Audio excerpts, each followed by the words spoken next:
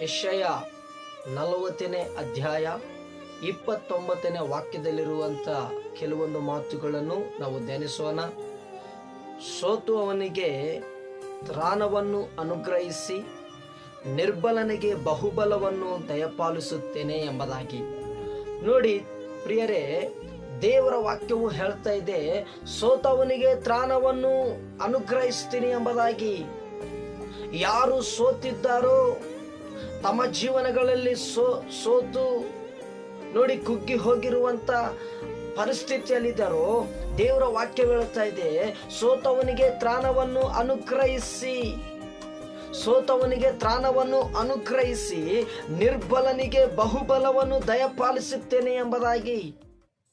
ಇವತ್ತು ಯಾರು ಬಲಹೀನ ಪರಿಸ್ಥಿತಿಯಲ್ಲಿದ್ದಾರೋ, ಯಾರು ಎದ್ದೇಳುವಂತ ಪರಿಸ್ಥಿತಿಯಲ್ಲಿದ್ದಾರೋ, ದೇವರ ವಾಕ್ಯ ಹೇಳ್ತಾ ಇದೆ, ಇವತ್ತು ನಿರ್ಬಲನಿಗೆ ಬಲವನ್ನು ಕೊಡುತ್ತೀನಿ ಎಂಬುದಾಗಿ.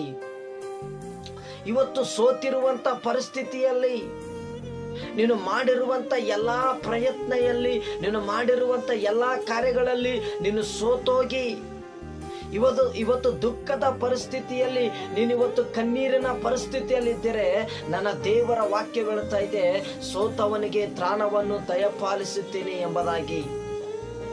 ದೇವರ ವಾಕ್ಯ ಹೇಳ್ತಾ ಇದೆ, ಸೋತವನಿಗೆ ತ್ರಾಣವನ್ನು ಕೊಡುತ್ತೀನಿ.